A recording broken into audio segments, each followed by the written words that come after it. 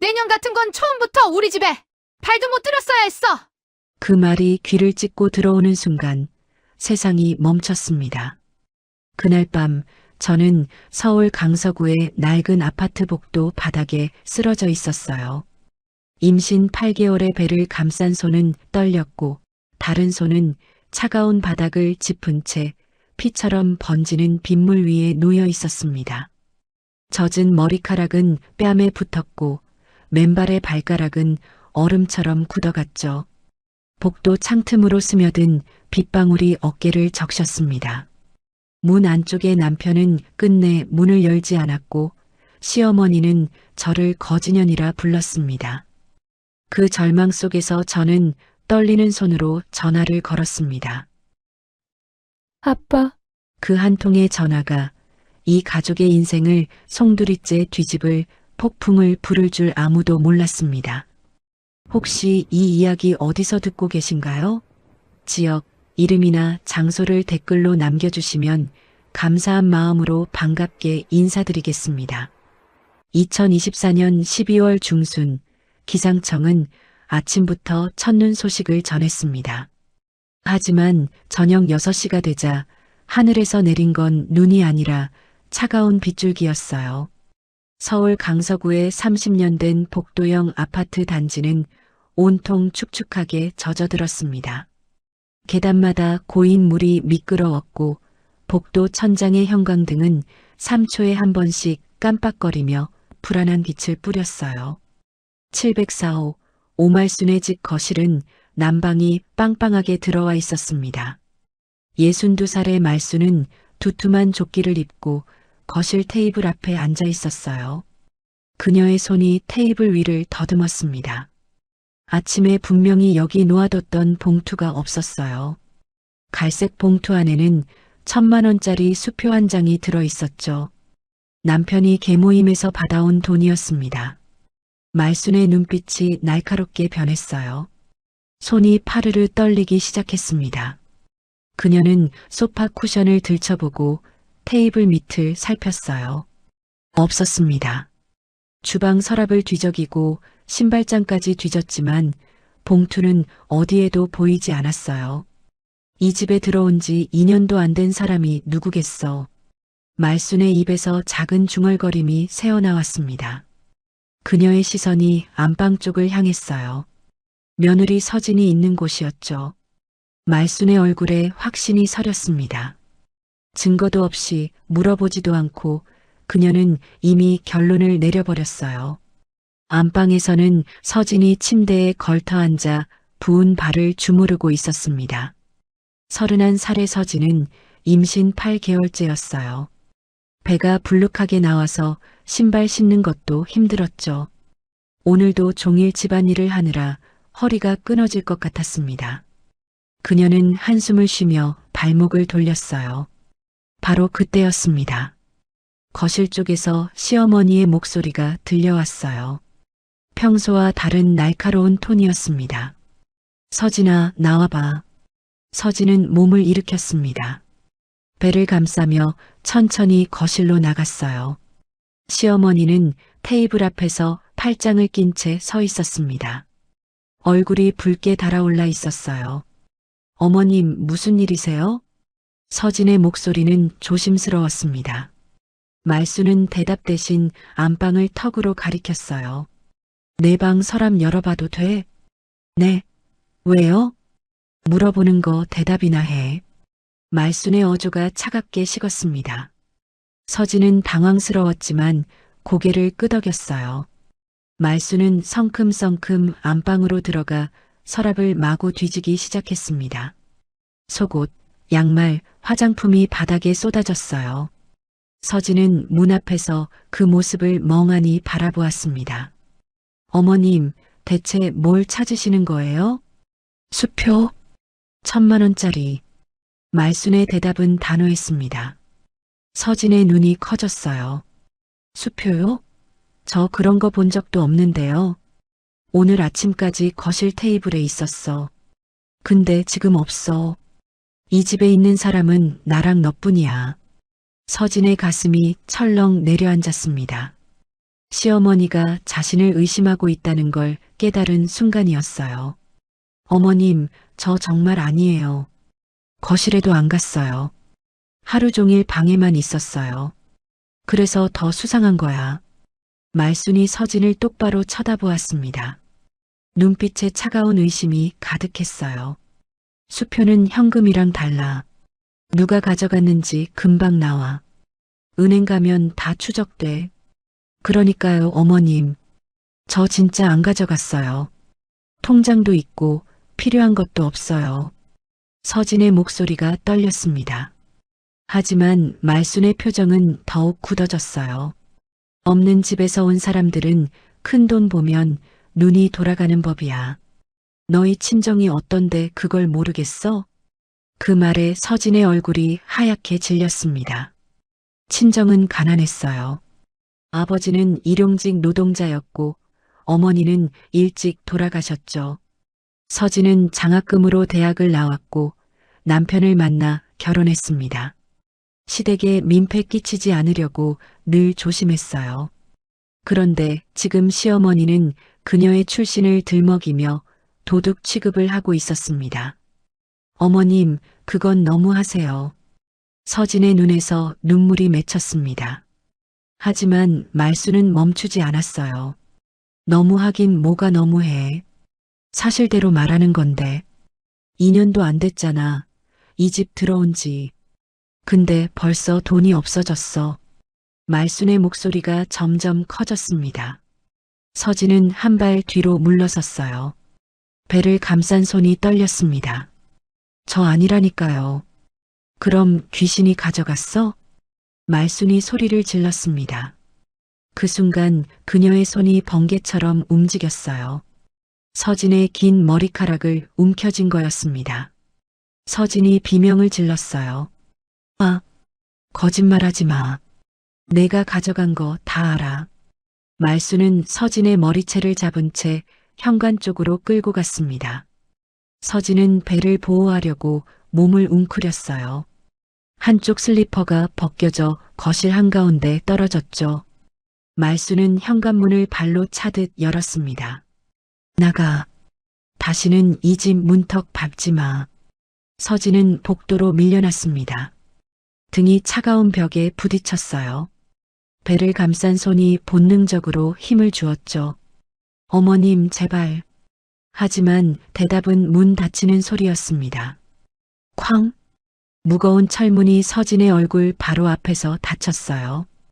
복도의 차가운 바람이 얼굴을 때렸습니다. 서진은 맨발이었어요. 한쪽 발에만 슬리퍼가 걸려 있었죠. 복도 형광등이 깜빡거렸습니다. 위층 현관문이 삐걱 소리를 내며 조금 열렸어요. 누군가 틈 사이로 내다보는 것 같았죠. 하지만 곧 문은 다시 닫혔습니다. 아무도 나오지 않았어요. 서진은 벽에 등을 기댄 채 주저앉았습니다. 차가운 콘크리트 바닥이 엉덩이를 얼렸어요. 그녀는 배를 쓰다듬었습니다. 뱃속 아기가 발로 차는 게 느껴졌어요. 미안해, 아가야. 서진의 목소리는 떨렸습니다. 눈물이 뺨을 타고 흘러내렸어요. 복도 창문 밖으로 비가 더 세차게 내리고 있었습니다. 빗소리가 복도 전체를 울렸어요. 그때 계단 쪽에서 발소리가 들렸습니다. 느리고 묵직한 걸음이었어요. 손전등 불빛이 먼저 다가왔습니다. 경비원 최덕만이었어요. 60 가까운 나이의 덕만은 서진을 보더니 걸음을 멈췄습니다. 아니, 이 밤에 여기서 뭐 하십니까? 덕만의 목소리는 놀람과 걱정이 섞여 있었습니다. 서진은 고개를 들지 못했어요. 그저 배를 감싼 채 웅크리고 있었죠. 덕만은 서진의 모습을 한눈에 파악했습니다.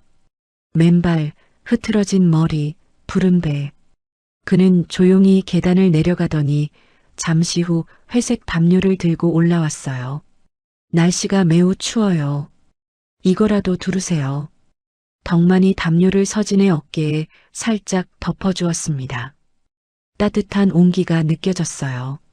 서진의 눈에서 다시 눈물이 흘러내렸습니다. 가족한테 연락하세요. 여기 이렇게 있으면 안 됩니다.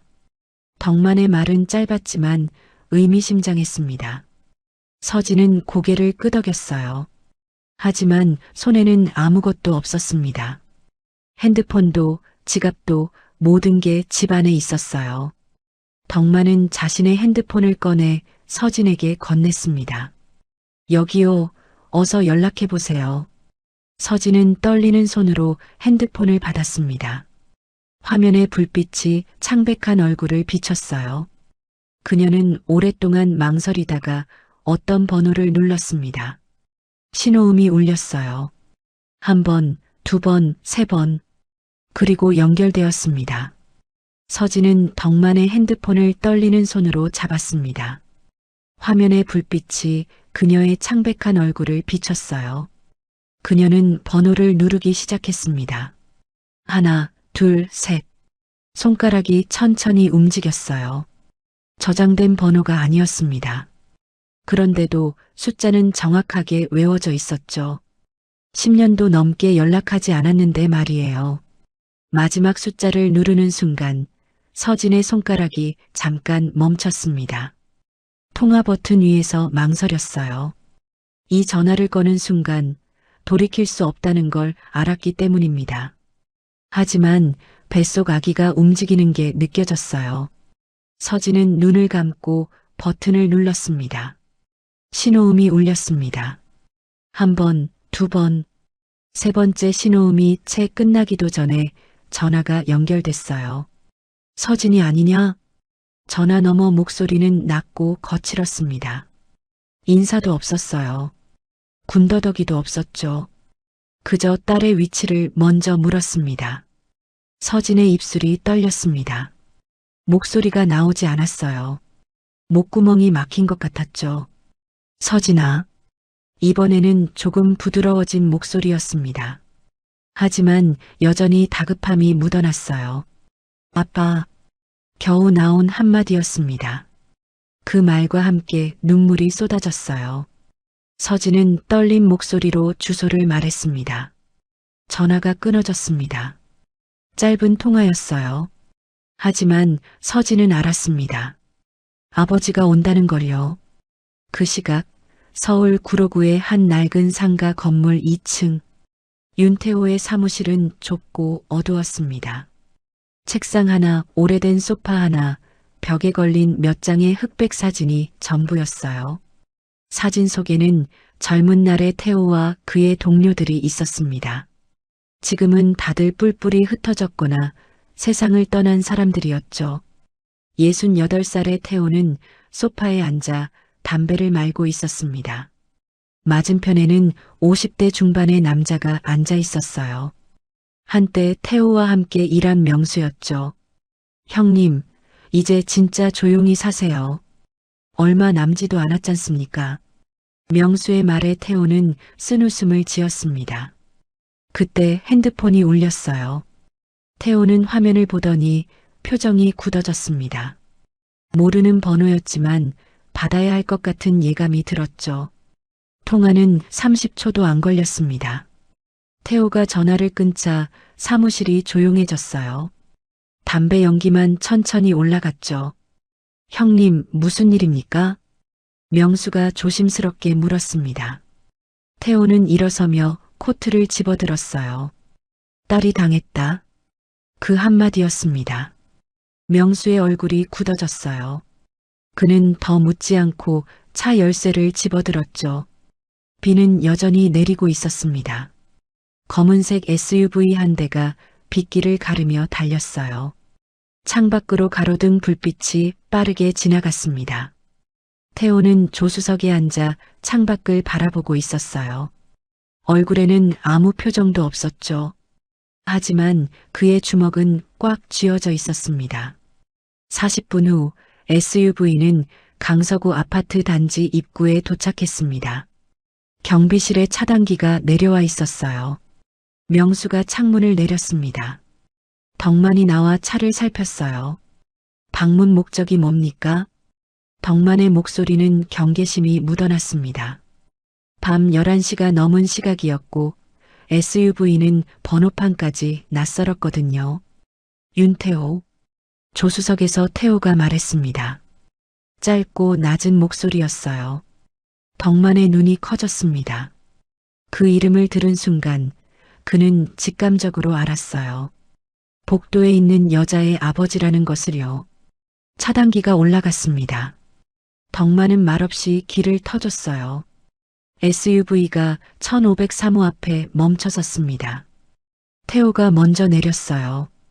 그는 건물 입구를 올려다보았습니다. 30년 된 낡은 아파트였죠. 페인트가 벗겨진 벽, 녹슨 계단 난간이 빗물에 젖어 있었어요. 태호는 계단을 빠르게 올라갔습니다. 명수가 뒤따랐어요.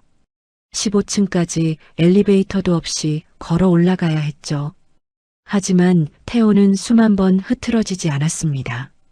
복도 형광등이 깜빡거렸습니다. 태호가 복도 끝을 바라보았어요. 벽에 기댄 채 담요를 뒤집어 쓴 여자가 보였습니다. 서진이었어요. 태호가 다가갔습니다. 발소리가 복도에 울렸어요. 서진이 고개를 들었습니다. 아버지와 눈이 마주친 순간 그녀의 얼굴이 무너졌어요. 아빠. 서진이 울먹이며 말했습니다. 태호는 무릎을 꿇고 딸 앞에 앉았어요. 그의 큰 손이 서진의 어깨를 감쌌습니다. 다쳤어? 태호의 목소리는 차분했습니다. 하지만 눈빛은 서진의 얼굴을 세밀하게 훑고 있었어요. 흐트러진 머리, 붉어진 눈가, 떨리는 입술을 하나하나 확인했죠. 그의 손이 서진의 머리를 쓰다듬었습니다. 두피를 살짝 눌러보았어요. 서진이 움찔했죠. 여기 아파? 조금요. 태호의 턱에 힘이 들어갔습니다. 이를 악물고 있는 게 보였어요. 하지만 목소리는 여전히 부드러웠죠. 지금은 울어. 대신 내일은 내가 운다. 서진은 그 말의 의미를 정확히 이해했습니다. 아버지가 움직이기 시작한다는 뜻이었어요. 태호는 서진을 천천히 일으켰습니다. 명수가 다가와 담요를 다시 덮어줬어요. 세 사람은 계단을 내려갔습니다. 1층 경비실 앞을 지나칠 때였습니다. 태호가 걸음을 멈췄어요. 덕만이 경비실 창문 너머로 그들을 바라보고 있었죠. 태호가 경비실 문을 열고 들어갔습니다. 덕만은 자리에서 일어났어요. 고맙습니다. 태호가 먼저 고개를 숙였습니다. 덕만은 놀란 표정을 지었어요. 아닙니다. 당연한 일이죠. CCTV 자료 보관해 주십시오. 오늘 저녁 6시부터 지금까지요. 태호의 말에 덕만이 고개를 끄덕였습니다. 혹시 누가 와서 이거 지우라고 하면 나한테 전화부터 하십시오. 태호가 명함을 꺼내 건넸습니다. 명함에는 이름과 전화번호만 인쇄되어 있었어요. 덕만은 명함을 받아들며 고개를 끄덕였죠. 알겠습니다. 차에 탔습니다. 서진은 뒷좌석에 앉았어요. 태호가 옆에 앉았죠. 명수가 시동을 걸었습니다. 차가 천천히 아파트 단지를 빠져나갔어요. 한동안 아무도 말하지 않았습니다. 빗소리와 와이퍼 소리만 들렸어요. 서진이 먼저 입을 열었습니다. 아빠, 그 집에서 진짜 제가 훔친 줄 알아요. 1000만 원짜리 수표래요. 서진의 목소리는 흐느낌으로 갈라졌습니다. 태호는 딸을 바라보았어요. 그의 손이 서진의 떨리는 손을 감쌌습니다. 몰라서 그러는 사람들은 알게 해주면 된다. 태호의 말투는 담담했습니다. 하지만 그 안에는 차갑고 단단한 무언가가 들어 있었어요. 서진은 아버지의 얼굴을 보았습니다. 창밖 가로등 불빛이 스치면서 아버지의 얼굴을 비췄어요. 주름진 얼굴이었지만 눈빛만은 여전히 날카로웠죠. 차는 빗속을 달렸습니다. 뒷유리 너머로 아파트 단지가 점점 멀어져 갔어요. 하지만 태호의 머릿속에는 그 복도, 그 문, 그 집이 선명하게 새겨져 있었습니다. 전쟁은 이미 시작되었습니다. 다음 날 새벽 6시 40분. 아파트 단지는 평소처럼 분주했습니다. 계단에서 등산복 입은 주민들의 발소리가 울렸어요. 단지 입구에는 학원 차량 2대가 경적을 울리며 아이들을 기다리고 있었죠. 평범한 아침이었습니다. 그런데 704호 앞에는 평범하지 않은 광경이 펼쳐지고 있었어요. 깔끔한 검은색 정장을 입은 남자 둘이 문 앞에 서 있었습니다. 한 명은 서류 가방을 들고 있었고 다른 한 명은 손에 봉투를 쥐고 있었어요. 새벽 등산 나가는 시간에 정장 입은 사람들이라니 복도를 지나가던 주민들이 힐끔힐끔 쳐다보았죠. 남자가 초인종을 눌렀습니다. 띵동. 안에서 발소리가 들렸어요. 문이 열렸습니다. 말순이 나타났죠. 그녀는 아직 잠옷 차림이었어요. 머리는 흐트러져 있었고 얼굴에는 잠이 덜 깬 표정이 가득했습니다. 누구세요? 말순의 목소리는 경계심으로 날이 서 있었습니다. 남자는 공손하게 고개를 숙였어요. 안녕하십니까? 어제 있었던 일 때문에 왔습니다. 남자의 말투는 너무나 정중했습니다. 오히려 그 공손함이 말순을 더 불안하게 만들었어요. 무슨 일인데요? 이거 전달하러 왔습니다. 남자가 봉투를 내밀었습니다. 흰색 봉투였어요. 말순은 떨리는 손으로 받았습니다. 남자들은 다시 한번 고개를 숙이고 돌아섰어요. 구두 소리가 복도를 따라 멀어졌습니다.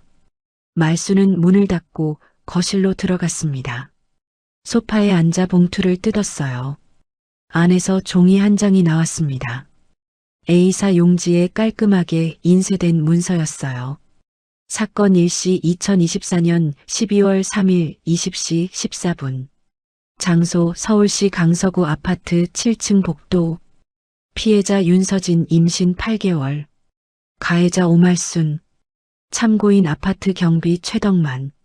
증거자료 CCTV 영상. 목격자 진술. 말순의 손이 파르르 떨렸습니다. 종이가 흔들렸어요. 공식 문서처럼 정리된 내용이 그녀의 눈에 들어왔죠. 마치 경찰 조서 같았습니다. 그 순간 남편이 안방에서 나왔어요. 65살의 시아버지는 세수를 하려다 거실에 멈춰 섰습니다. 그게 뭐야? 말순은 대답 대신 종이를 남편에게 건넸어요. 시아버지가 읽기 시작했습니다. 그의 얼굴도 점점 굳어졌어요. 당신들 누구야? 경찰이야? 남편이 뒤늦게 문 쪽을 돌아보며 소리쳤습니다. 하지만 이미 남자들은 사라진 뒤였어요. 복도는 조용했죠. 말순은 현관문을 열고 복도로 나갔습니다. 계단 쪽을 보았지만 아무도 없었어요. 그녀는 창문 쪽으로 걸어가 아래를 내려다보았습니다. 단지 입구에 검은 승용차 한 대가 천천히 빠져나가고 있었어요. 복도 천장에 CCTV가 눈에 들어왔습니다. 빨간 불이 깜빡거리고 있었어요. 말순은 그 렌즈를 올려다보았습니다. 카메라가 자신을 향하고 있는 것 같았죠. 맞은편 702호 문이 살짝 열렸습니다. 문틈 사이로 50대 아주머니의 얼굴이 보였어요. 동네에서 입이 제일 가벼운 것으로 유명한 김 여사였죠. 말순과 눈이 마주쳤습니다. 오 씨, 무슨 일이에요?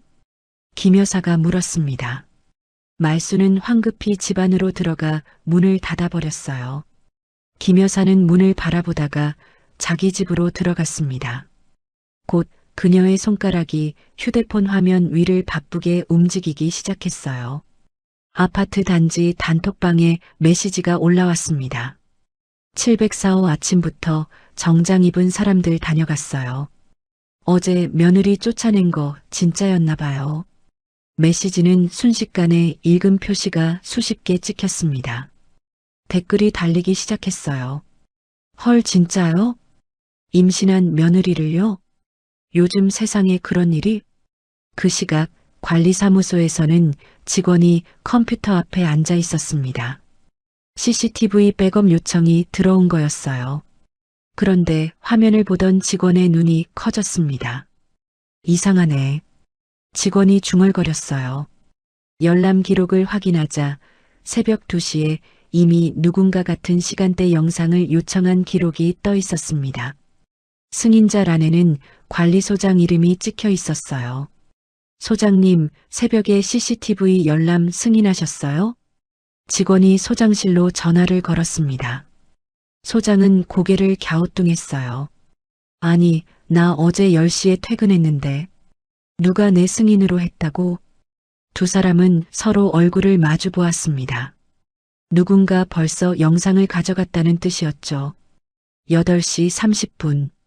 박준호가 출근 준비를 하고 현관으로 나왔습니다. 36살의 준호는 넥타이를 매며 거실을 지나갔어요. 어머니가 소파에 앉아 멍하니 서리를 보고 있었습니다. 엄마, 뭐 보세요? 준호가 물었습니다. 말수는 종이를 아들에게 내밀었어요. 준호가 읽기 시작했습니다. 그의 얼굴이 점점 창백해졌어요. 이게 뭐예요? 오늘 새벽에 누가 갖다 줬어? 준호는 종이를 다시 읽었습니다. 손이 떨렸어요. 엄마, 어제 일 그냥 사과하고 끝내요.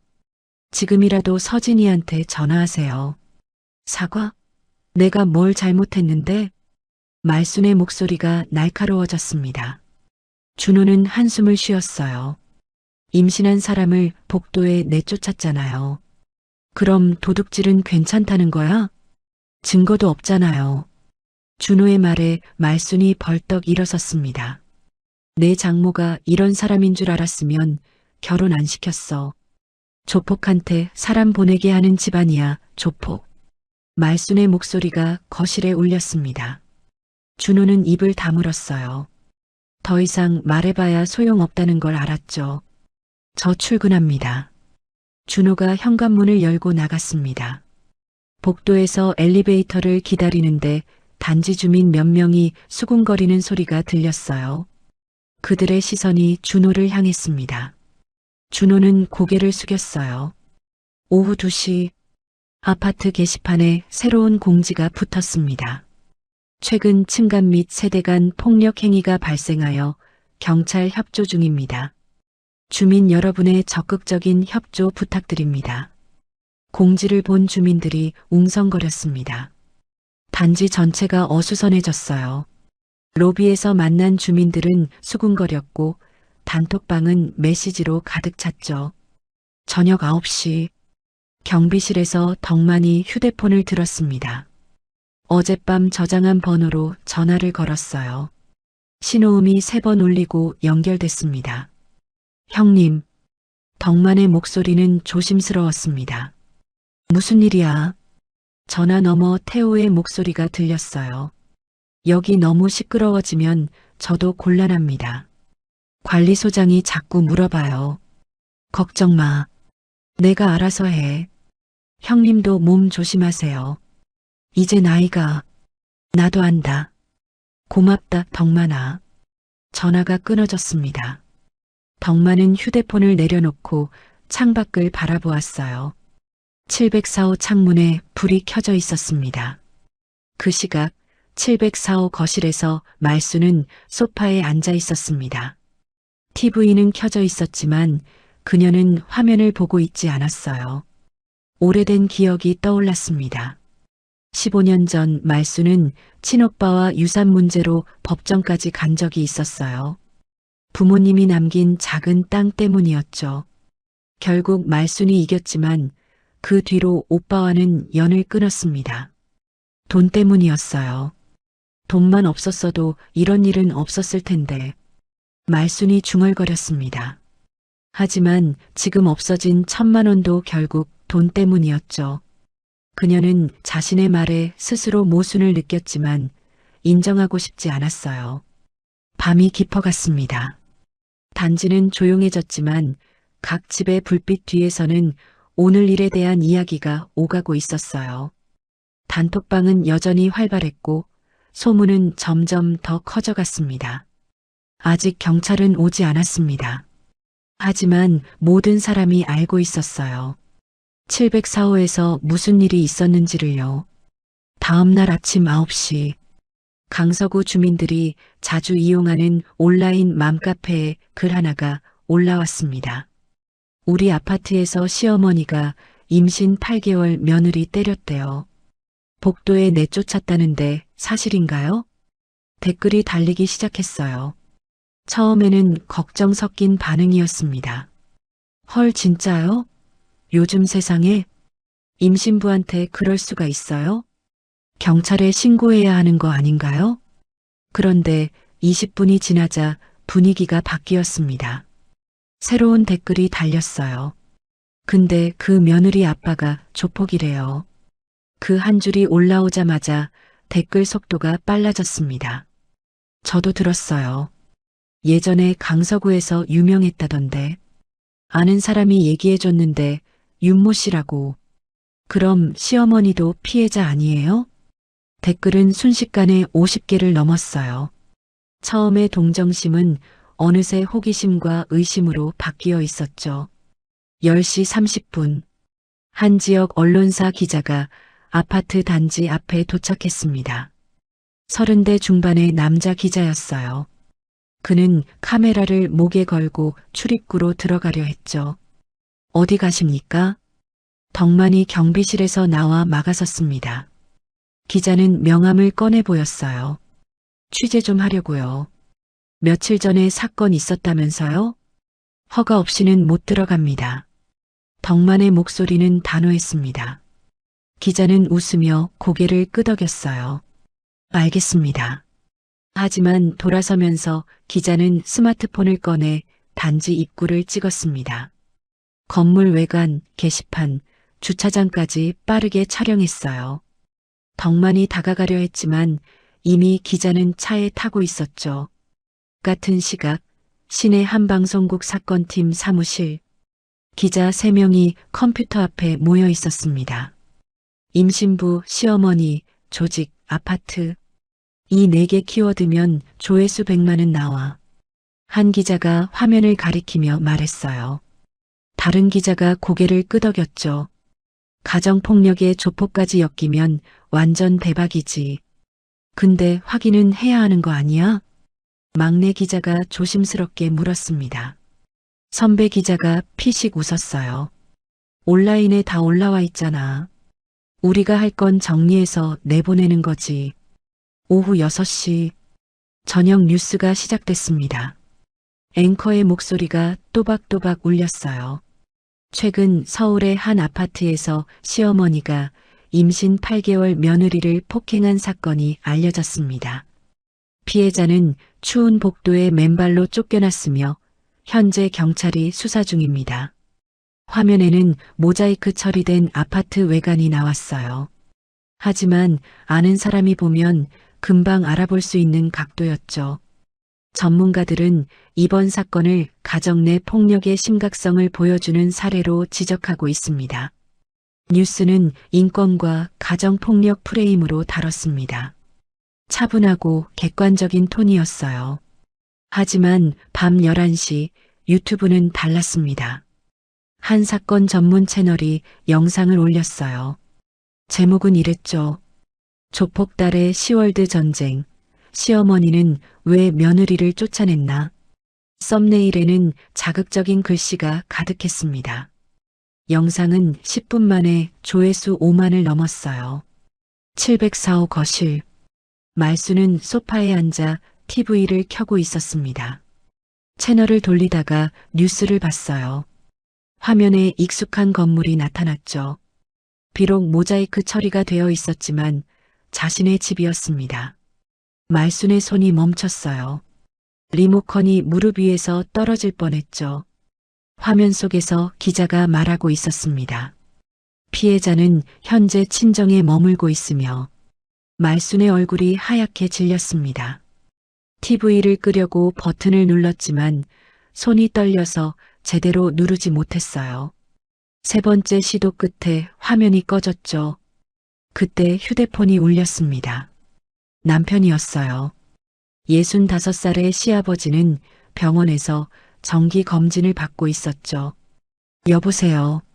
말순의 목소리는 떨렸습니다. 집에 무슨 사람 왔었다며? 당신 또 뭔 일 낸 거야? 남편의 목소리는 화가 나 있었어요. 나도 모르는 일이야. 며느리가 거짓말을. 거짓말? 온 동네에 소문났어. 병원 대기실에서 다들 그 얘기하더라고. 말수는 입을 다물었습니다. 변명할 말이 없었어요. 내가 집에 가면 얘기하자.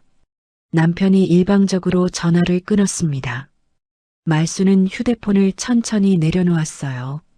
그 시각 아파트 엘리베이터 안 초등학생 2명이 타고 있었습니다.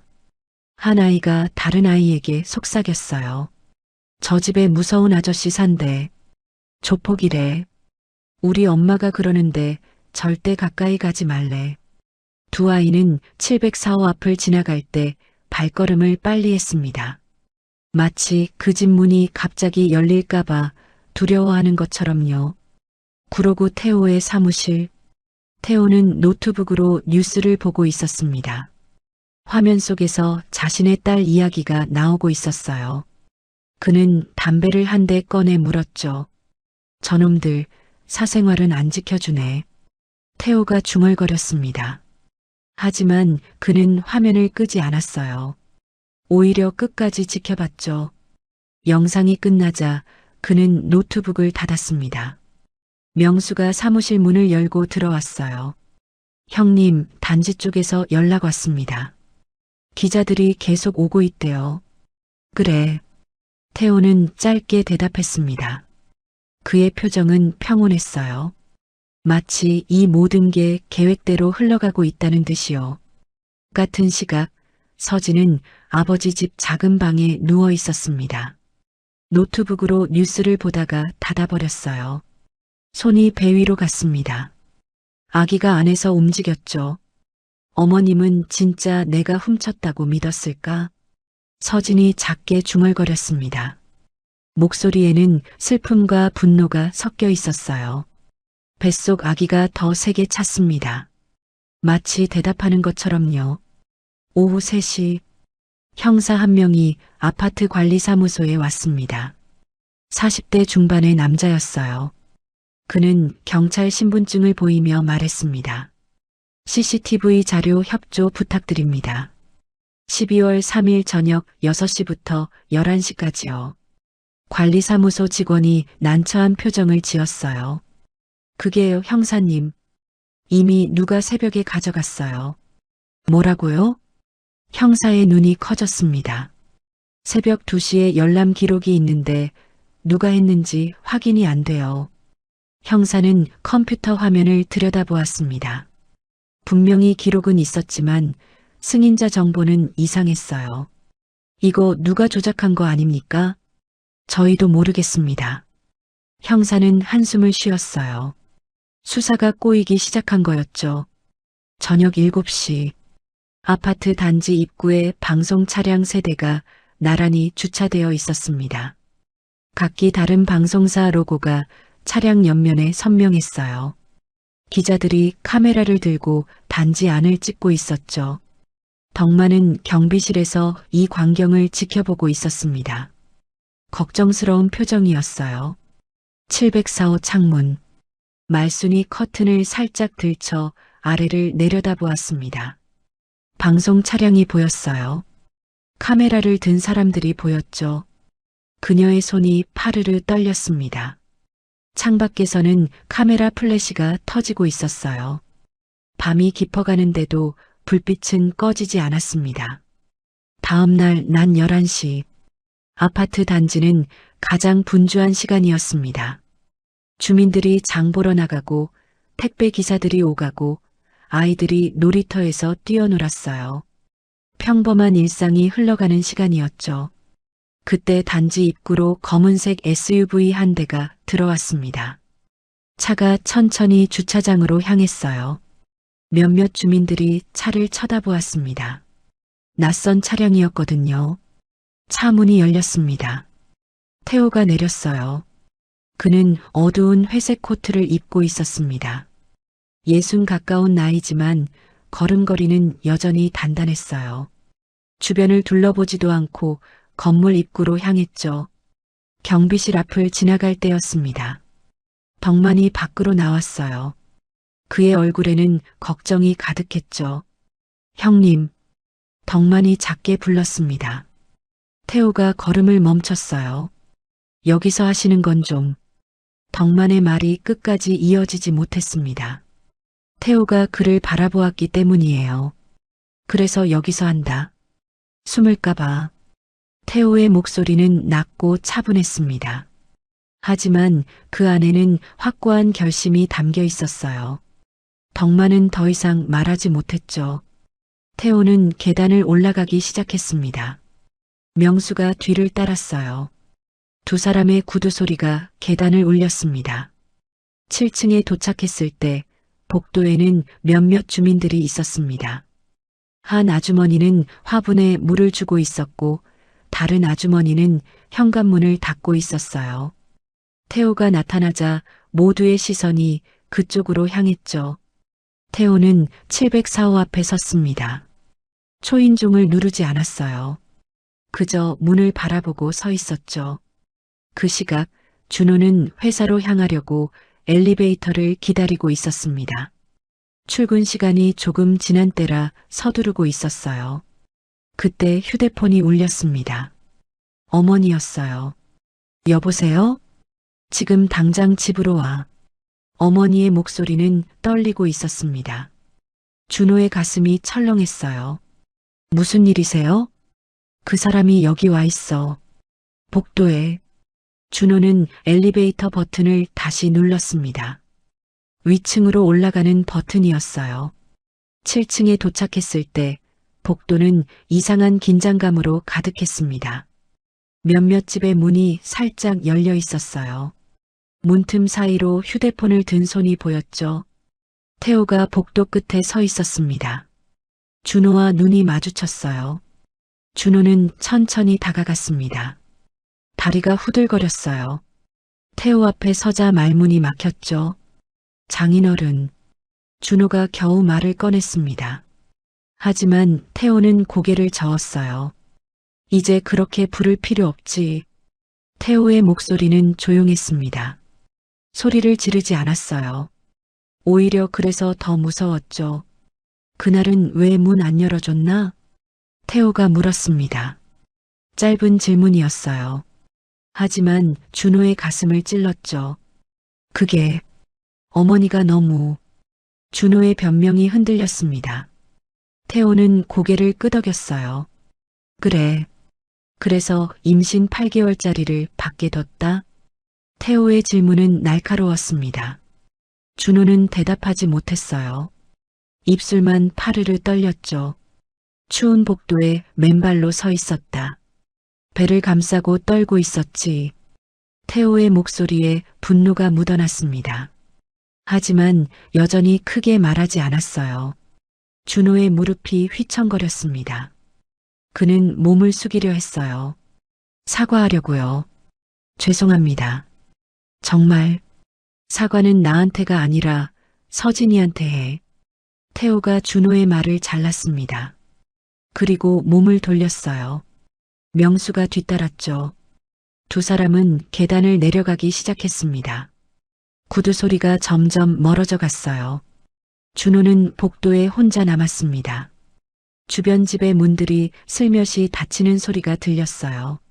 하지만 촬영은 이미 끝난 뒤였죠. 702호 김 여사는 휴대폰을 내려다보며 미소를 지었습니다. 방금 찍은 영상이 화면에 있었어요. 그녀는 주저없이 단톡방에 올렸죠. 704호 앞에 그 아버지 왔어요. 사위한테 뭐라고 하는 거 찍었어요. 메시지와 함께 영상이 올라갔습니다. 읽음 표시가 순식간에 수십 개 찍혔어요. 헐 대박. 아버지가 더 아버지네. 저 정도면 할 말 다 한 거 아니에요? 댓글이 쏟아졌습니다. 30분도 안 돼서 영상은 지역 커뮤니티로 퍼졌어요. 1시간 뒤에는 사건 전문 유튜브 채널에 올라왔죠. 조폭 아버지 사위에게 직접 찾아가 경고. 제목은 자극적이었습니다. 하지만 댓글은 의외였어요. 근데 저 정도면 아버지 맞는데? 임신부 내쫓은 집이면 나라도 찾아감. 소리도 안 지르고 조용히 말하네. 오히려 무섭다. 조회수는 빠르게 올라갔습니다. 704원. 말수는 거실 창문 커튼을 살짝 들쳐 아래를 내려다보았습니다. 태호가 단지 입구로 걸어가고 있었어요. 차에 타는 모습이 보였죠. 말순의 손이 떨렸습니다. 커튼을 놓았어요. 소파로 돌아가 주저앉았습니다. TV를 켰습니다. 케이블 뉴스 채널이었어요. 마침 사건 속보가 나오고 있었죠. 윤태호 씨로 알려진 피해자의 부친이 오늘 오전 가해자 집을 직접 방문한 것으로 확인됐습니다. 화면이 바뀌었습니다. 누군가 찍은 영상이었어요. 복도에서 태호가 준호와 마주 선 장면이었죠. 모자이크 처리가 되어 있었지만 체격과 자세로 누군지 알 수 있었습니다. 카메라가 태호의 옆 얼굴을 잡았습니다. 잠깐이었지만 모자이크가 조금 흐려지는 순간이 있었어요. 말수는 숨을 멈췄습니다. 한 손이 입으로 올라갔어요. 태호야? 혼잣말이 새어나왔습니다. 목소리는 떨리고 있었어요. 62살 여자의 입에서 나온 소리가 아니었죠. 마치 20살 청춘의 목소리 같았습니다. 화면 속 태호의 얼굴, 주름이 깊게 패인 얼굴이었지만 눈매는 여전했어요. 말수는 그 눈을 알고 있었죠. 현관문이 열렸습니다. 남편이 들어왔어요. 병원에서 약을 타러 갔다 온 참이었죠. 방금 뉴스 봤소? 남편이 물었습니다. 거실로 들어오며 TV를 쳐다보았어요. 윤태호가 직접 왔다던데. 그 윤태호 맞소? 1980년대에 강서구 돌아다니던. 말순의 심장이 쿵 소리를 냈습니다. 입술이 바짝 말랐어요. 아니에요. 사람 잘못 본 거예요. 말순의 대답은 너무 빨랐습니다. 오히려 그래서 의심스러웠죠. 확실하오? 나이도 비슷하고 지역도 같은데. 몰라요. 나는 그런 사람 모른다니까요. 말순의 목소리가 날카로워졌습니다. 남편은 이상하다는 표정을 지었지만 더 묻지 않았어요. 알았소. 나 좀 쉬겠소. 남편이 안방으로 들어갔습니다. 문이 닫혔어요. 말수는 혼자 거실에 남았습니다. TV는 여전히 켜져 있었어요. 하지만 그녀는 화면을 보고 있지 않았죠. 한참을 멍하니 앉아 있다가 말수는 일어났습니다. 창고로 향했어요. 어젯밤 꺼냈던 나무 상자가 그대로 있었죠. 상자를 열었습니다. 사진이 맨 위에 놓여 있었어요. 말수는 그 사진을 집어들었습니다. 1988년 여름, 한강 고수부지에서 찍은 사진이었죠. 26살의 말수는 단발머리에 하얀 원피스를 입고 있었어요. 옆에는 22살의 태호가 서 있었습니다. 가죽 점퍼를 입고 있었죠. 두 사람은 웃고 있었습니다. 환하게, 행복하게요. 말순의 눈에서 눈물이 흘러내렸습니다. 사진 위로 떨어진 눈물이 종이를 적셨어요. 태호야. 그녀가 중얼거렸습니다. 사진 속 젊은 남자를 쓰다듬었어요. 36년 전의 기억이 물밀듯 밀려왔습니다. 그날 오후 704호는 조용했습니다. 남편은 병원에 갔고 준호는 출근했어요. 말수는 혼자 거실에 앉아 있었습니다. 손에는 어젯밤 꺼낸 사진이 들려 있었어요.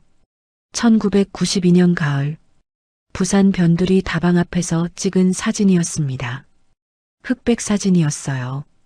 30살의 말수는 단발머리에 체크무늬 원피스를 입고 있었죠. 옆에는 26살의 태호가 서 있었습니다. 가죽 점퍼를 입은 그의 어깨가 넓어 보였어요.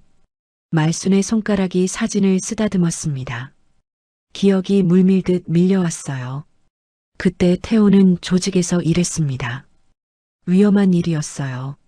하지만 말순에게는 다정했죠. 매일 저녁 다방에 들러 커피를 마셨습니다. 말순이 늦게까지 일하면 집까지 바래다 줬어요. 이런 남자랑은 못 산다. 부모님이 반대했습니다. 특히 아버지가 심했어요. 조폭하고 결혼하면 인연을 끊겠다고 했죠. 말순은 고민했습니다. 태호를 사랑했어요. 하지만 가족을 잃을 수는 없었습니다. 그리고 그때 다른 남자가 나타났어요. 지금의 남편이었죠. 성실한 회사원이었습니다. 부모님이 좋아하는 사람이었어요. 말순은 결정을 내렸습니다. 태호에게 이별을 통보했어요. 전화 한 통이었죠. 이제 만나지 말아요. 나 다른 사람 만나요. 태호는 한동안 말이 없었습니다. 그리고 짧게 대답했어요. 행복해.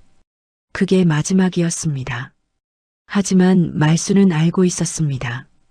자신이 임신 초기라는 것을요. 태호의 아이였어요. 하지만 말하지 않았죠. 그냥 지금의 남편과 빨리 결혼했습니다. 석 달 뒤 서진이 태어났어요. 조산아예요. 의사에게 그렇게 말했습니다. 남편도 믿었어요. 서진은 그렇게 자랐죠. 말순은 사진을 내려놓았습니다. 손이 떨렸어요. 계산이 맞아떨어졌습니다. 서진의 나이, 결혼식이 모든 게 들어맞았어요. 혹시 그 애가 걔 딸이면? 말순의 입에서 중얼거림이 새어나왔습니다. 얼굴이 하얗게 질렸어요. 그동안 며느리를 유독 싫어했던 이유, 처음 만났을 때부터 불편했던 감정, 말순은 이제 알 것 같았습니다. 질투였어요. 자신이 가질 수 없었던 태호의 피를 이어받은 여자, 자신이 버렸던 삶을 당당하게 살고 있는 여자, 그게 며느리였던 거죠. 내가 그래서 싫어했구나. 말순이 혼잣말을 했습니다. 눈물이 흘러내렸어요. 그 시각 구로구 태호의 사무실, 덕만이 찾아왔습니다. 문을 두드리더니 조심스럽게 들어왔어요. 형님, 덕만이 불렀습니다. 태호는 담배를 끄고 그를 바라보았어요. 704호 그 집 아줌마요. 혹시 옛날에 부산 다방 살던 그 사람 맞는 것 같습니다. 덕만의 말에 태호의 손이 멈췄습니다. 뭐라고? 주민등록 초본 떼봤더니 본명이 오말순이던데요. 형님이 예전에 얘기하신 그 말숙이 오말숙 맞죠? 태호의 얼굴이 굳어졌습니다. 오말숙? 그 이름을 얼마나 오래 잊고 살았던가요? 아니, 잊으려고 했던가요? 확실해? 네.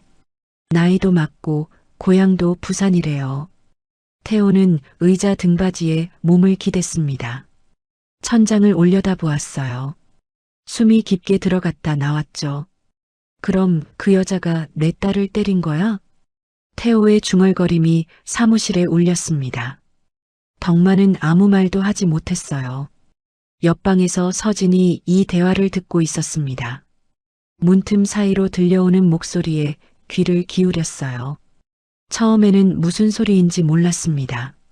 하지만 점점 알아듣게 됐죠. 서진은 문을 열었습니다. 태호와 덕만이 그녀를 돌아보았어요. 아버지, 무슨 말이에요? 그게 무슨 뜻이에요? 서진의 목소리는 떨리고 있었습니다. 태호는 일어났어요. 딸에게 다가갔죠. 서진아, 어머님이 뭐라고요? 아버지랑 아는 사람이라고요? 서진의 눈에서 눈물이 흘러내렸습니다. 태호는 한참을 망설였어요. 숨기려고 했죠. 하지만 결국 입을 열었습니다. 내 시어머니, 내가 예전에 사랑했던 여자다. 서진의 다리에서 힘이 빠졌습니다. 태호가 황급히 부축했어요. 내 나이 맞춰보면 넌 그때 그 애일 수도 있다. 무슨 소리예요? 무슨. 서진은 말을 잇지 못했습니다. 배를 감싼 손에 힘이 들어갔어요. 뱃속 아기가 세게 찼습니다. 통증이 왔죠. 아. 서진이 신음했습니다. 태호가 그녀를 의자에 앉혔어요. 진정해. 천천히 숨 쉬어. 하지만 서진은 진정할 수 없었습니다. 머릿속이 하얗게 변했어요. 그럼 저를 때린 사람이 저를 낳았을 수도 있어요? 서진의 질문에 태호는 대답하지 못했습니다. 그저 딸의 등을 쓰다듬을 뿐이었어요. 태호는 휴대폰을 꺼냈습니다. 덕만이 알려준 번호로 전화를 걸었어요. 신호음이 울렸습니다. 한 번, 두 번, 말순이 받았습니다. 여보세요? 목소리가 떨리고 있었어요. 태호는 한참을 침묵했습니다. 말수가, 그 한마디에 말순의 숨이 멎었습니다. 32년 만에 듣는 그 목소리였어요. 태호야? 당신이 왜 우리 애를 때렸어? 태호의 목소리는 차갑게 식어 있었습니다. 말순은 소파에 주저앉았어요. 그애 우리 애였어? 말순이 되물었습니다. 목소리가 흐느낌으로 갈라졌어요. 몰라. 확실하진 않아. 하지만 나이가 맞아. 전화 너머 말순의 울음소리가 들렸습니다. 내가 그래서 싫어했나 봐. 내가 못 가졌던 자리 그대로 갖고 들어와서 당당하게 내 딸로 살아서. 말순의 고백이었습니다. 태호는 눈을 감았어요. 여기까지만 하자. 이건 죄가 엉켜 있다. 태호가 말했습니다. 복수를 멈추겠다는 뜻이었어요. 이미 늦었어. 내가 보낸 사람들이 우리 거래처 다 망쳤어. 은행에서도 대출 회수한대. 말순의 목소리에는 체념이 묻어났습니다. 태호는 명수를 돌아보았습니다. 명수가 고개를 끄덕였어요. 이미 태호의 옛 부하들이 움직인 뒤였죠. 거래처에 압박을 넣고 대출 쪽으로 손을 썼습니다. 태호가 모르는 사이에요. 내가 그만하자고 해도 세상이 안 멈추는구나. 태호가 중얼거렸습니다. 전화를 끊었어요. 서진은 창밖을 바라보고 있었습니다. 눈물이 계속 흘러내렸어요. 배를 쓰다듬는 손이 떨렸죠. 그럼 저는 누구 딸이에요? 서진이 혼잣말을 했습니다. 목소리는 작았지만 절망으로 가득했어요. 때린 사람 딸이에요. 지켜준 사람 딸이에요? 아무도 대답하지 않았습니다. 사무실은 고요했어요. 창밖에서 까마귀 우는 소리만 들렸죠. 서진의 손이 배 위에 머물렀습니다. 뱃속 아기가 다시 움직였어요. 새 생명은 아무것도 모른 채 자라고 있었습니다. 얽히고 설킨 과거를 모른 채요. 일주일 후 강서경찰서로 소환장이 날아왔습니다. 조직 관련 협박 혐의였어요. 태호는 소환장을 받은 다음 날 아침 스스로 경찰서로 향했습니다. 조사실은 좁고 답답했습니다. 형광등 불빛이 차가웠어요. 40대 중반의 형사가 태호 맞은편에 앉았습니다. 윤태호 씨, 박준호 씨 거래처에 압박을 가한 사실이 있습니까? 형사의 질문은 직설적이었습니다. 태호는 잠시 침묵했어요. 그리고 고개를 끄덕였죠. 내가 했다고 합시다. 형사의 눈이 커졌습니다. 보통은 부인하거나 변명부터 하는데 이렇게 빨리 인정하는 경우는 드물었어요. 왜 이렇게 빨리 인정하시죠? 태호는 창밖을 바라보았습니다. 멀리 학교 운동장이 보였어요. 아이들이 뛰어놀고 있었죠. 애가 보고 있다. 그 한마디였습니다. 형사는 더 묻지 않았어요.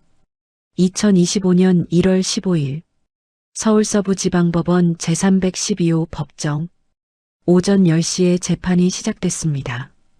법정은 생각보다 작았어요. 방청석에는 사람이 많지 않았습니다. 서진이 앞줄에 앉아 있었어요. 배가 임신 9개월로 더욱 불러 있었죠. 뒷줄에는 말순이 앉아 있었습니다. 검은색 정장을 입고 있었어요. 준호는 말순 옆에 앉았고 덕만은 맨 뒤에 조용히 자리를 잡았죠. 기자는 3명뿐이었습니다. 처음 사건이 터졌을 때의 열기는 이미 식어 있었어요. 여론도 다른 사건으로 옮겨간 뒤였죠. 남은 건 당사자들 뿐이었습니다. 기립. 법원 직원의 목소리가 울렸습니다. 모두가 일어났어요. 판사가 들어왔습니다. 50대 중반의 여성 판사였어요. 착석하십시오. 판사의 말에 모두가 다시 앉았습니다. 서진은 배를 감싸며 천천히 앉았어요.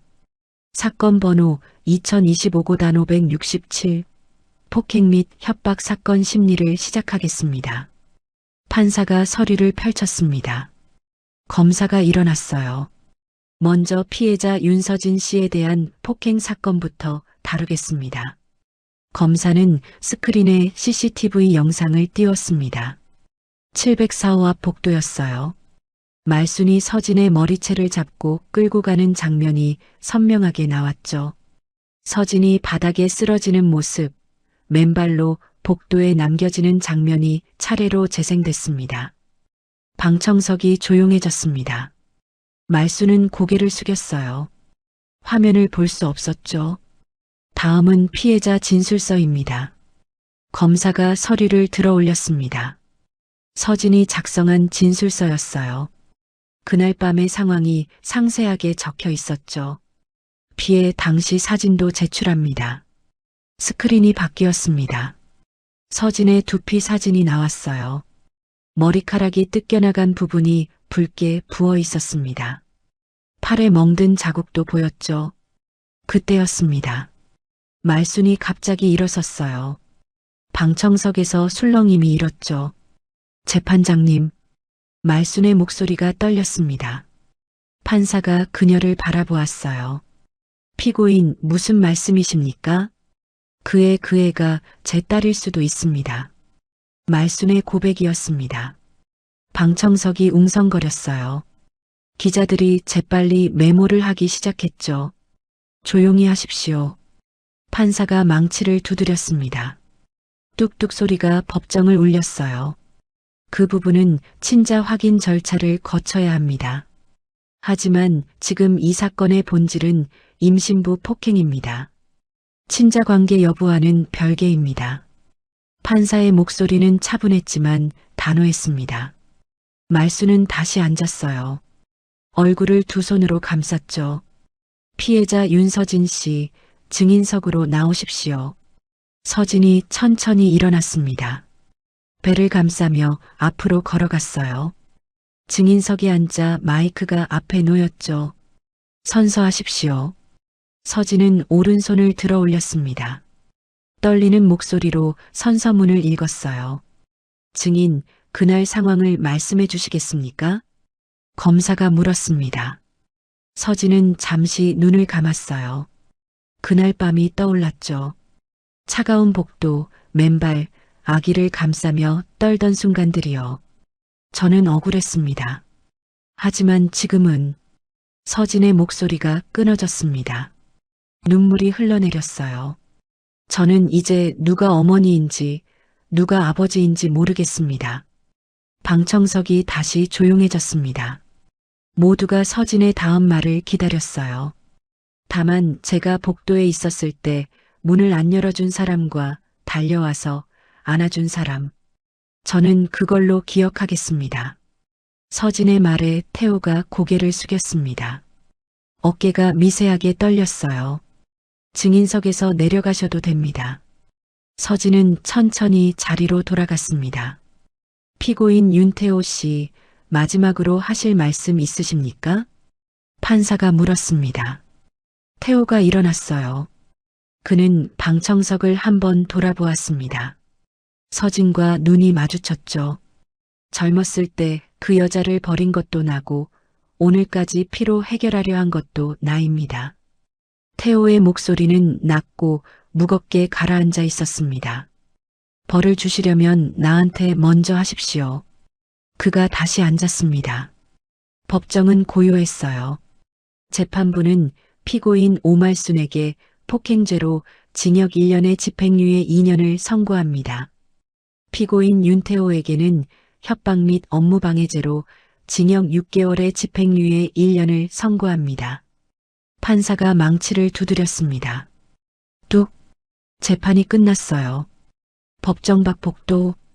기자들이 몇 마디 질문을 던졌지만 금방 포기했습니다. 한 기자가 동료에게 말했어요. 이거 너무 복잡해.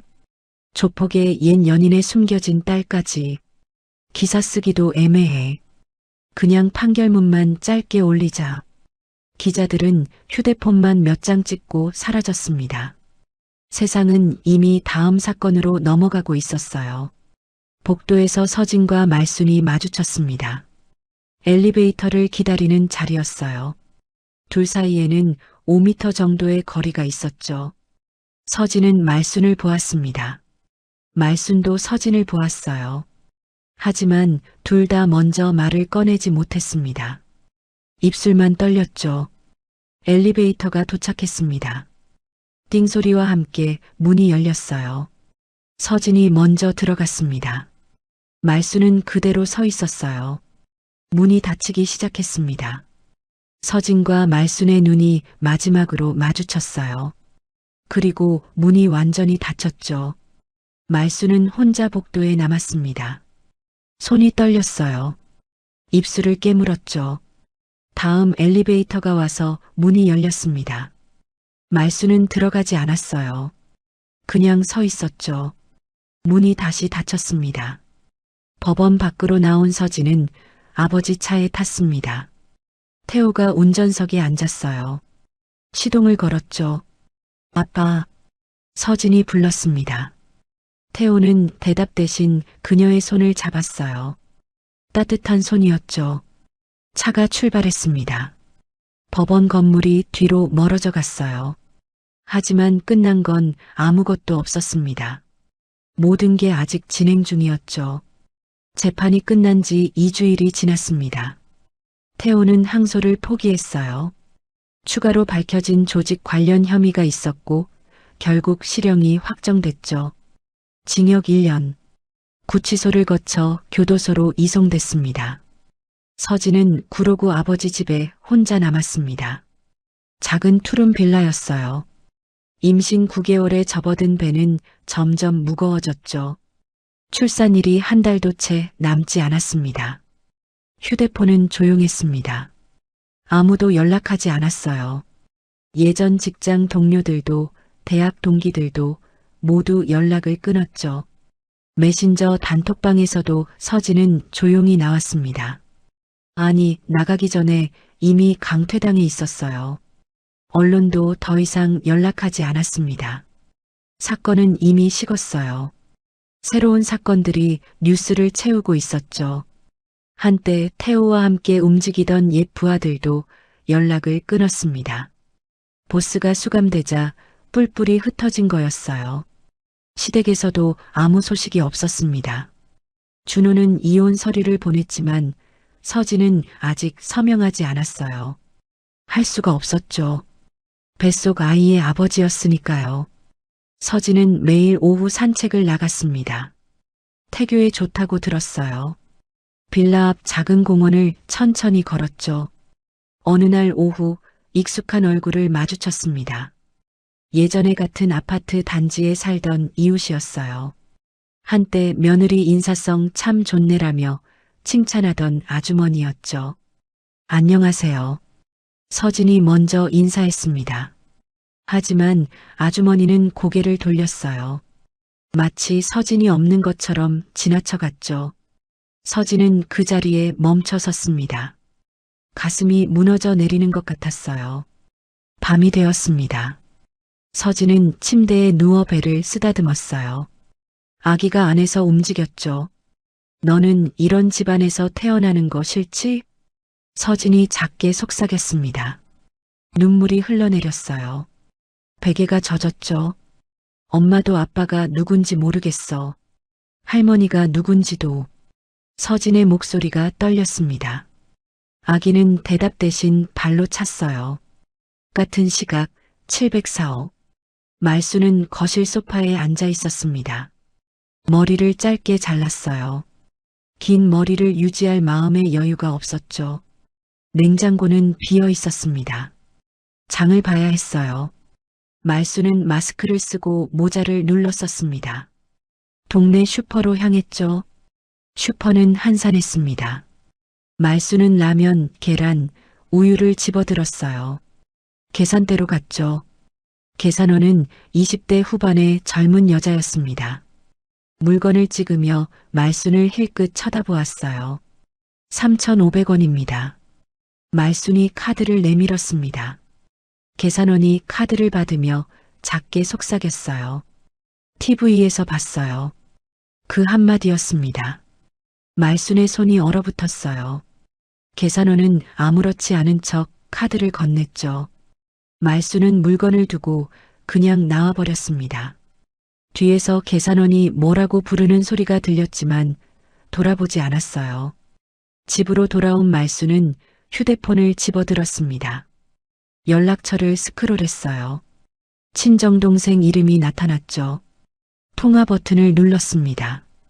신호음이 여러 번 울렸습니다. 끊어질 것 같았어요. 하지만 마지막 순간에 연결됐죠. 여보세요? 동생의 목소리는 조심스러웠습니다. 나야 말순이. 언니. 동생은 잠시 침묵했어요. 한숨 쉬는 소리가 들렸죠. 언니, 지금은 연락하지 말자. 기자들이 우리까지 캐묻는다니까. 조카들 학교에도 소문났어. 말순의 입술이 떨렸습니다. 나 혼자야. 아무도 없어. 언니가 선택한 거잖아. 이제 와서 뭐. 전화가 끊어졌습니다. 또 소리만 남았어요. 말순은 휴대폰을 천천히 내려놓았습니다. 진짜 혼자가 된 순간이었어요. 준호는 오전부터 구직 사이트를 뒤지고 있었습니다. 회사를 그만둔 지 한 달이 지났어요. 저축은 바닥이 났죠. 일용직이라도 해야 했습니다. 준호는 몇 곳에 지원했어요. 건설 현장, 배달 대행, 창고 정리 같은 일들이었죠. 면접 전화가 왔습니다. 한 물류센터였어요. 준호는 다음날 면접을 보러 갔습니다. 면접관은 40대 중반의 남자였어요. 이력서를 보더니 고개를 끄덕였죠. 경력은 괜찮네요. 근데 왜 회사를 그만두셨어요? 준호는 준비한 대답을 했습니다. 개인 사정이 있었습니다. 면접관이 컴퓨터 자판을 두드렸어요. 포털 사이트에서 뭔가 검색하는 것 같았죠. 준호는 불안했습니다. 아, 박준호 씨. 혹시 뉴스 나왔던 그분? 면접관의 얼굴이 굳어졌어요. 죄송합니다만 저희는 좀. 준호는 더 듣지 않았습니다. 일어나서 나왔어요. 이름만 검색해도 사건이 나왔죠. 채용될 곳이 없었습니다. 이틀 후 말순은 경기도 외곽의 작은 절을 찾았습니다. 버스를 3번 갈아타고 2시간을 달려갔어요. 산속 깊은 곳이었죠. 법당은 조용했습니다. 말순은 절을 올렸어요. 한참을 그렇게 있었죠. 시주님, 뒤에서 목소리가 들렸습니다. 60대 중반의 스님이 서 있었어요. 스님, 여쭤봐도 될까요? 말순의 목소리가 떨렸습니다. 스님은 고개를 끄덕였어요. 나았는데도 모르는 척할 수 있나요? 말순의 질문이었습니다. 스님은 잠시 침묵했어요. 그래서 죄가 되는 겁니다. 스님의 대답은 짧았지만 무거웠습니다. 말순은 눈물을 흘렸어요. 같은 시각 서울구치소. 태호는 독방에 앉아 있었습니다. 손에는 낡은 사진 한 장이 들려 있었어요. 면회 때 서진이 몰래 넣어준 사진이었죠. 1992년 여름 한강 고수부지에서 찍은 사진이었습니다. 젊은 말순이 웃고 있었어요. 단발머리, 하얀 원피스, 환한 미소가 선명했죠. 태호는 그 얼굴을 오래 바라보았습니다. 그리고 주머니에서 또 다른 사진을 꺼냈어요. 서진의 증명사진이었습니다. 두 사진을 나란히 놓았습니다. 말순의 젊은 얼굴과 서진의 얼굴이 겹쳐 보였어요. 눈매, 코, 입술선. 너무나 닮아 있었죠. 내 딸이었구나. 태호가 중얼거렸습니다. 목소리에 한숨이 섞여 있었어요. 사진을 다시 주머니에 넣었죠. 창밖으로 겨울 해가 지고 있었습니다. 차가운 빛이 독방을 비췄어요. 태호는 벽에 기대어 눈을 감았습니다. 벌은 끝났습니다. 재판도 끝났어요. 하지만 벌이 끝나지 않은 사람들이 있었습니다. 서진도, 말순도, 준호도, 태호도 모두 각자의 감옥에 갇혀 있었어요. 보이지 않는 벽이 그들을 가두고 있었습니다. 세상이라는 이름의 감옥이었죠. 2025년 3월 중순, 봄비가 내리고 있었습니다. 가늘고 차가운 빗줄기가 서울 거리를 적셨어요. 구로구의 한 조용한 카페, 서진은 창가 자리에 앉아 있었습니다. 출산한 지 2주일이 지났어요. 배는 들어갔지만 몸은 아직 회복 중이었습니다. 산후조리원에 갈 형편이 안 돼서 집에서 혼자 버텼죠. 아기는 친정 이웃 아주머니가 잠깐 봐주고 있었어요. 서진은 따뜻한 물 한 잔을 앞에 두고 창밖을 바라보았습니다. 약속 시간은 오후 3시였어요. 시계를 보니 3시 10분이었죠. 카페 문이 열렸습니다. 준호가 들어왔어요. 얼굴이 퀭했습니다. 면도를 안 한 듯 턱에 수염이 자라 있었어요. 회색 점퍼를 입고 있었는데 소매가 젖어 있었죠. 손에는 구겨진 흰색 봉투가 들려 있었습니다. 준호는 서진을 보더니 천천히 다가왔어요. 맞은편 의자를 빼고 앉았습니다. 미안, 늦었어. 준호의 목소리는 힘이 없었습니다. 서진은 고개를 끄덕였어요. 괜찮아요. 준호가 봉투를 테이블 위에 놓았습니다. 이혼 합의서였어요. 모서리가 접혀 있었죠. 변호사가 정리한 거야. 한번 봐. 서진은 봉투를 열었습니다. 안에서 여러 장의 서류가 나왔어요. 깔끔하게 인쇄된 문서였죠. 생활비는 매달 50만 원, 양육비는 30만 원 별도로. 준호가 설명했습니다. 서진은 서류를 읽었어요. 면접 교섭권은 월 2회, 토요일 오후 2시간. 준호가 덧붙였습니다. 서진의 손가락이 그 부분을 짚었어요. 토요일 2시간이요? 응. 나도 일해야 하니까. 준호의 대답은 사무적이었습니다. 마치 회사 계약서를 설명하는 것 같았어요. 서진은 서류를 내려놓았습니다. 준호를 바라보았죠. 한 가지만 물어봐도 될까요? 뭔데? 그날 문 안 열어준 건 어머님 때문이었어요. 아니면 당신 때문이었어요? 서진의 질문이었습니다. 준호의 얼굴이 굳어졌어요. 입술이 떨렸죠. 그건 준호는 대답하지 못했습니다. 시선을 피했어요. 창밖을 보았죠. 둘 다인가 보네요. 서진이 조용히 말했습니다. 준호는 여전히 창밖을 보고 있었어요. 잠시 침묵이 흘렀습니다. 카페 안에서는 커피 머신 돌아가는 소리만 들렸어요. 당신이 우리 집을 이렇게 만든 거잖아. 준호가 갑자기 말했습니다. 목소리에 분노가 묻어났어요. 당신 아버지가 우리 거래처 망쳤고 언론에 알렸고 나는 직장까지 잃었어. 서진의 눈빛이 차갑게 식었습니다. 당신 집이 그렇게 된 건 당신 어머니와 당신 때문이죠. 서진의 목소리도 날카로워졌어요. 복도에 나를 내쫓은 건 어머님이고 문을 안 연 건 당신이에요. 내 아버지는 그저 딸을 지킨 거예요. 준호는 대꾸하지 못했습니다. 주먹을 쥐었다 폈다를 반복했어요. 창밖으로 검은색 승용차가 보였습니다. 카페 앞에 주차되어 있었어요. 운전석에 남자가 앉아 있었죠. 태호의 변호사였습니다. 비를 맞으며 기다리고 있었어요. 준호가 그 차를 보았습니다. 그의 얼굴에 복잡한 감정이 스쳤어요. 열등감이었을까요? 아니면 죄책감이었을까요? 아마 둘 다였을 겁니다. 저 사람 당신 거 아니지? 당신 아버지 사람이잖아. 준호가 중얼거렸습니다. 서진은 대답하지 않았어요. 준호는 테이블 위에 펜을 집어들었습니다. 서류 마지막 장을 넘겼어요. 서명란이 나타났죠. 서명하면 끝이야?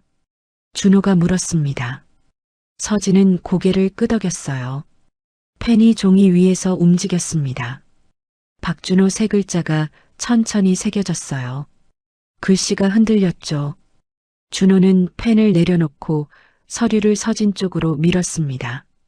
서진도 펜을 집어들었습니다. 자신의 이름 옆에 서명했어요. 윤서진. 글씨는 또박또박했죠. 서명이 끝나자 준호가 일어났습니다. 서류를 봉투에 넣었어요. 그럼, 준호가 짧게 말했습니다. 돌아서려는데 서진이 입을 열었어요. 당신이 잘못 살았다는 말은 안 할게요. 서진의 목소리는 차분했습니다. 다만 그날 문만 열어줬으면 우리 애는 아빠 자랑하며 컸을 거예요. 준호의 발걸음이 멈췄습니다. 고개를 돌려 서진을 보았어요. 서진은 창밖을 바라보고 있었죠. 준호는 아무 말도 하지 못했습니다. 카페 문을 밀고 나갔어요. 계산대를 지나가는데 직원이 불렀습니다. 손님, 영수증 가져가세요. 20대 초반으로 보이는 여자 직원이었어요. 준호를 전혀 알아보지 못했죠. 그냥 손님 하나였습니다. 준호는 영수증을 집어들고 밖으로 나갔습니다. 비가 그의 어깨를 적셨어요. 서진은 여전히 창가에 앉아 있었습니다. 준호가 우산도 없이 빗속으로 걸어가는 모습이 보였어요. 점점 작아졌죠. 변호사가 차에서 내려 서진에게 다가왔습니다. 카페 안으로 들어와 고개를 숙였어요. 힘드셨죠? 괜찮습니다. 서진이 서류를 건넸습니다. 변호사는 받아들고 다시 인사했어요. 연락드리겠습니다. 변호사가 나갔습니다. 서진은 다시 혼자가 되었어요. 창밖을 바라보았습니다. 비는 여전히 내리고 있었어요. 거리에는 우산들이 오가고 있었죠. 준호의 모습은 이미 보이지 않았습니다. 서진은 생각했습니다. 문 하나가 사람 하나를 바꿨어요. 집 하나를 무너뜨렸죠. 그리고 새 집을 만들었습니다. 그날 밤 복도에서 닫힌 그 문.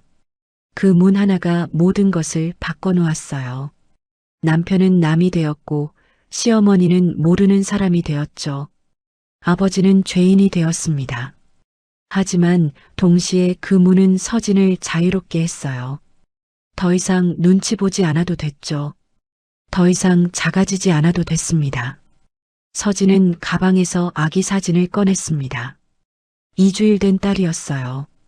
작고 빨간 얼굴이 사진 속에 있었죠. 우리 둘이 잘 살자. 서진이 사진에 대고 속삭였습니다. 눈물이 흘러내렸어요. 하지만 이번에는 슬픔만은 아니었습니다. 안도감도 섞여 있었죠. 카페 밖에서는 비가 계속 내렸습니다. 봄비였어요. 겨울을 씻어내는 비였죠. 하율 쉼터가 문을 연 날은 2026년 7월 18일이었습니다. 토요일이었고 서울은 낮부터 눅눅한 더위가 내려앉아 있었습니다. 서진은 사당역에서 조금 떨어진 골목을 천천히 걸어 올라갔습니다. 3층짜리 상가 건물 2층, 창고로 쓰던 방을 억지로 꾸며낸 10평 남짓한 공간이 그날의 목적지였습니다. 바닥은 시멘트 느낌이 그대로 남아 있었고 벽지는 군데군데 뜯겨 있었습니다. 하지만 월세가 감당되는 곳은 여기뿐이었습니다. 부산으로 내려갈까도 생각했지만 아버지가 출소하기 전까지는 서울에 있어야 한다는 생각이 들었습니다. 서진은 택배 상자에서 얇은 현판을 꺼냈습니다. 하율 쉼터 문 닫힌 사람들을 위한 문. 글씨는 인터넷으로 주문한 그대로였는데 막상 손에 들고 보니 조금 촌스러웠습니다. 그래도 직접 달고 싶었습니다. 사다리를 빌려와 조심조심 나사를 박았습니다. 뱃살이 다 빠지지 않아 팔을 올릴 때마다 수술 자리가 당겼습니다. 그래도 끝까지 달았습니다. 나무 현판이 문 위에 딱 걸리는 순간 서진은 숨을 내쉬었습니다. 그때 창밖에서 경비 아저씨가 고개를 들더니 엄지를 들어 보였습니다. 서진은 웃으며 허리만 살짝 숙였습니다. 첫날은 아무도 오지 않았습니다. 오후 3시까지는 인터넷으로 신청을 받는다고 글을 올려놨는데 조회수만 늘어났을 뿐 연락은 없었습니다. 전화를 몇 번씩 확인해 봤지만 벨소리는 울리지 않았습니다. 서진은 책상 서랍을 정리하고 기부받은 컵라면을 선반에 가지런히 올렸습니다. 책상 위에는 아버지에게서 받은 편지 한 장이 올려져 있었습니다. 그 여자를 용서하라고는 안 하겠다. 다만 내가 미워하느라 너까지 망치지 마라. 반듯한 글씨를 볼 때마다 마음이 찌릿했지만 아직은 받아들일 수 없었습니다. 그래서 편지는 접어 서랍 맨 아래에 다시 넣었습니다. 둘째 날도 조용했습니다. 2층 복도를 지나가는 사람 소리만 들릴 뿐 하유쉼터 문 앞은 적막했습니다. 서진은 창밖을 내다보다가 문득 이런 생각을 했습니다. 내가 너무 거창하게 생각했나? 노숙 상태의 여성이 당장 이곳을 알 리도 없고 가정폭력을 당하는 사람이 편한 얼굴로 문을 열고 들어올 리도 없었습니다. 돈을 더 모아 위치를 바꿀까, 센터를 아예 없애고 온라인 상담만 할까, 그런 생각들이 들었다가 사라졌습니다. 셋째 날에는 의자에 앉아 있다가 깜빡 잠이 들었습니다. 깨고 보니 해가 저물고 있었고 창문 사이로 주차장 불빛이 길게 들어오고 있었습니다. 그날 밤 서진은 가방에서 딸 하율의 분유통을 꺼내며 중얼거렸습니다. 괜찮아, 우리 둘이 하는 거야. 넷째 날 오전 11시쯤이었습니다. 아래에서 유모차를 끄는 소리가 났습니다. 서진은 혹시나 하는 마음에 문을 열어다 봤습니다. 계단을 천천히 올라오는 여자가 한 명 있었습니다. 30대 중반쯤 되어 보였고 긴 머리를 대충 묶은 채 모자를 눌러 쓰고 있었습니다. 오른쪽 눈가에 누렇게 번진 멍 자국이 있었고 손등에는 오래된 상처가 하얗게 굳어 있었습니다. 아이는 유모차 안에서 조용히 자고 있었습니다. 여자는 문 앞에서 한참을 망설였습니다. 문턱을 넘을까 말까 하는 표정이었습니다. 서진이 먼저 말했습니다. 들어오세요. 자리 있어요. 여자가 고개를 숙이며 들어왔습니다. 눈을 마주치지 못하고 자꾸 유모차만 고쳐 잡았습니다. 서진은 냉장고에서 생수를 꺼내며 말했습니다. 춥다던가 배고프다던가 하시면 먼저 드세요. 여기선 그게 먼저예요. 상담은 나중이고요. 여자는 그제야 눈을 들었습니다. 눈과 멍이 선명하게 드러났습니다. 목소리는 거의 들리지 않았습니다. 혹시 여기 그냥 있어도 돼요? 네. 그냥 계셔도 돼요. 오늘 하루만 버티자는 마음으로 오신 거잖아요. 여자는 탁자 옆에 앉았습니다. 유모차는 옆에 대충 세워두었습니다. 아이는 졸린 얼굴로 고개를 갸웃했습니다. 서진은 아기에게 웃어 보였습니다. 그러고 나서야 이 공간이 비로소 제 역할을 하는구나 싶었습니다. 누구도 안 받아주는 사람을 먼저 받아들이는 자리, 신고를 권하는 곳이 아니라 일단 손을 녹여주는 자리, 서진이 만들고 싶었던 것은 그런 곳이었습니다. 점심 무렵에 우편 배달부가 왔습니다. 노란 봉투 하나를 내밀었습니다. 서진은 서명을 하고 봉투를 열었습니다.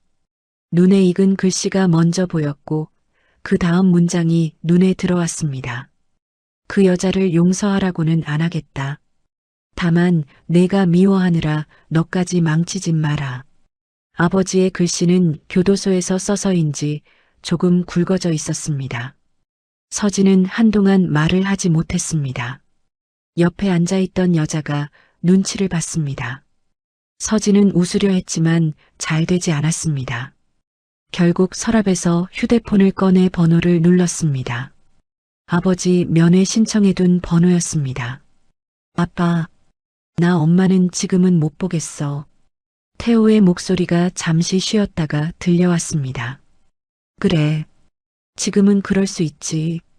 대신 너는 내일 해라. 그게 내가 살 길이래. 짧은 통화였습니다.